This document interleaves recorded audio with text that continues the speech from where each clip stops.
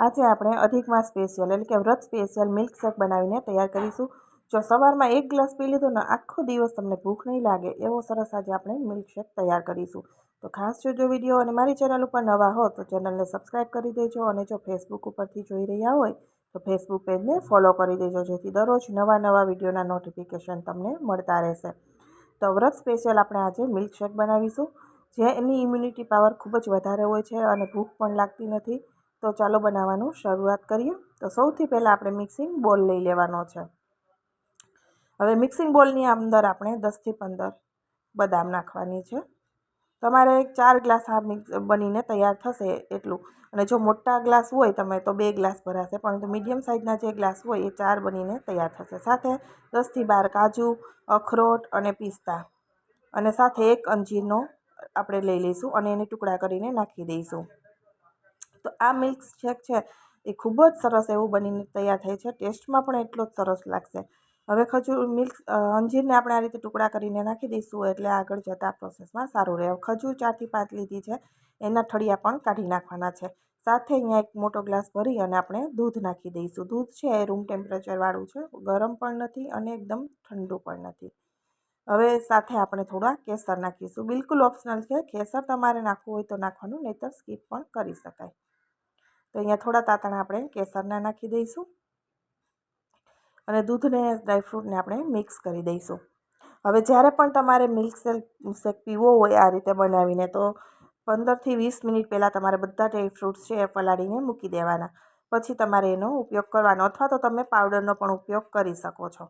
બધા ડ્રાયફ્રૂટ્સનો mix powder હોય તો પણ તમે બનાવી શકાય. હવે અહીંયા આપણે ખજૂર છે, અંજીર છે, બધું સરસ એવું પલળી જાય એટલા માટે આપણે કવર કરી અને 15થી 20 મિનિટ માટે ઢાંકી દઈશું રેસ્ટ ઉપર. 20 મિનિટ જેવો સમય થઈ ગયો છે, અને અહીંયા કેસરના લીધે દૂધ, તમે જો દૂધનો કલર જ ચેન્જ થઈ ગયો છે. ખજૂરને બધું સરસ એવું પલળી ગયું છે.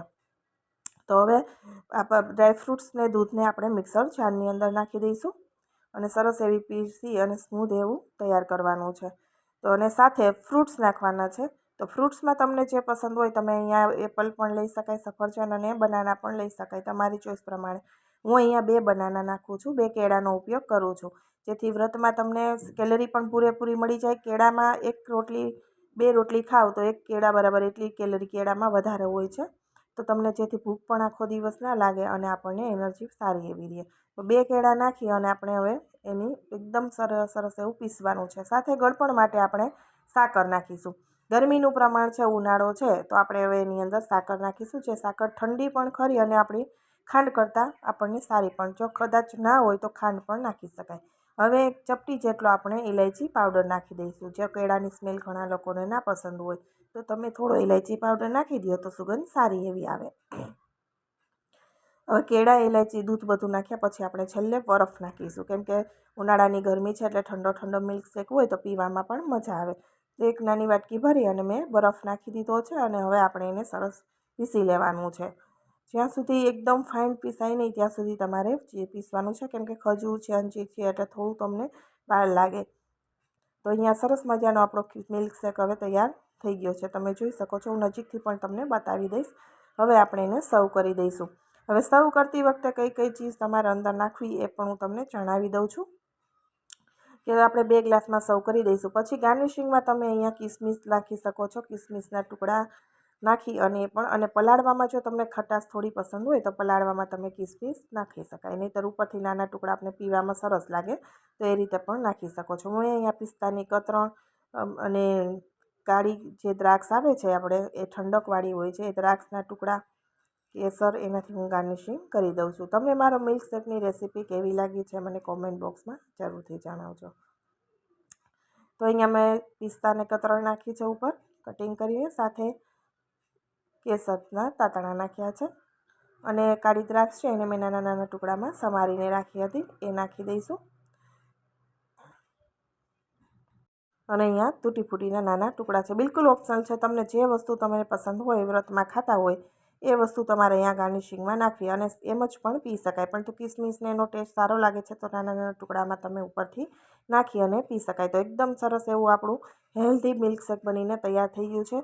જો તમે વ્રત ઉપવાસમાં આનો 1 ગ્લાસ પી લો તો આખો દિવસ તમને પેટ ભરેલું લાગશે, કેમ કે કેળામાં ફૂલ કેલરી હોય છે. અને બધું ફ્રૂટ્સ ડ્રાય ફ્રૂટ્સ નાખીને, એટલે તમારું એનર્જી પણ ફૂલ મળશે અને પેટ પણ ભરાઈ જશે. તો એકદમ સરસ એવું હેલ્ધી આપણો મિલ્કશેક બનીને તૈયાર થઈ ગયો છે. તમને રેસીપી કેવી લાગી છે કોમેન્ટ બોક્સમાં જણાવજો. વિડીયો પસંદ આવ્યો હોય તો લાઇક કરજો અને વધુમાં વધુ લોકો સાથે શેર કરજો.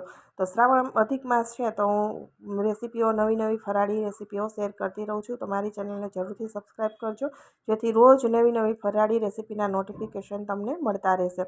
હવે થિકનેસ તમે જોઈ શકો છો, ખૂબ જ સરસ એવી છે. ફરી મળીશું નવા વિડીયો સાથે. આવજો.